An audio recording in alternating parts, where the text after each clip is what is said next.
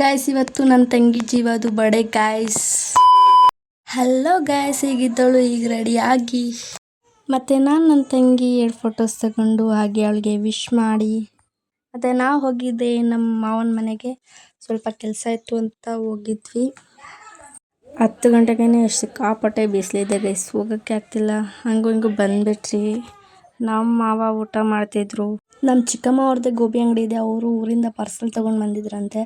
ಹಂಗೆ ಅಜ್ಜಿ ನಮಗೂ ಸ್ವಲ್ಪ ಕೊಡ್ತು. ನಾವು ಅದೇ ತಿನ್ಕೊಂಡು ಹೆಂಗೂ ಟಿಫನ್ ಮಾಡಿರಲಿಲ್ಲ. ಮತ್ತೆ ಹೋಗಿ ಹೂವು ಅಂಗಡಿಗೆ ಹೂವು ಎಲ್ಲ ತಗೊಂಡು ನಾವು ಹೋಗಿದ್ದೆ ದೇವಸ್ಥಾನಕ್ಕೆ. ಶ್ರೀ ರೇಣುಕಾ ಯಲ್ಲಮ್ಮ ದೇವಿಯ ದೇವಸ್ಥಾನಕ್ಕೆ ಹೋಗಿದ್ವಿ.